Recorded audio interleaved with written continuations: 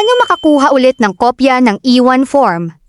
Kahit na wala mo na ang orihinal na E1 form, may paraan pa rin para makuha ulit ang patunay ng iyong SSS number. Heto ang mga paraan. 1. SSS branch. Una, pumunta sa pinakamalapit na sangay ng SSS. Pangalawa, magdala ng dalawang valid ID gaya ng UMID, passport, national ID, driver's license.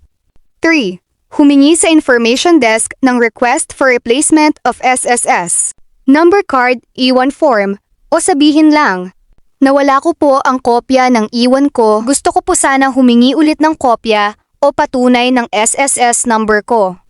Pang-apat, pupunan mo lang ng pangalan at detalye at ibibigay nila sa iyo ang printout na may numero mo. Libre lang ito. 2. Online. Kung nakarehistro ka na sa online portal, una, pumunta sa sss.gov.ph at mag-login sa iyong MySSS account. Pangalawa, sa ilalim ng member info o profile, makikita mo agad ang iyong SSS number. Pangatlo, pwede mo itong i-print o i-save bilang patunay. Kung wala pang account, pwede kang mag-register gamit ang iyong pangalan at iba pang detalye. 3. SES Mobile App.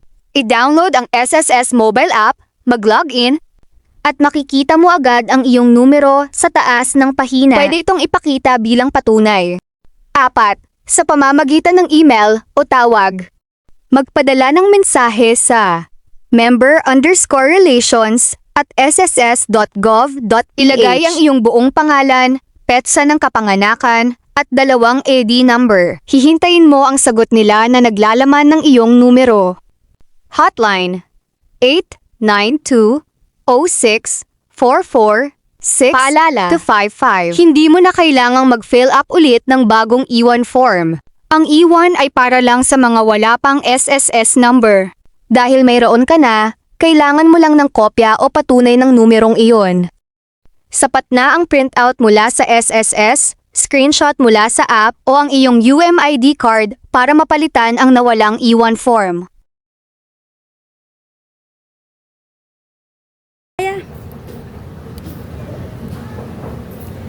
Kaya kung gusto nyo pa po ng mga ganitong video, please paki-like, follow, and share po ng ating page para maging updated po kayo sa ating next na mga videos na ating i-upload dito sa ating YouTube channel. Thank you for watching. Bye!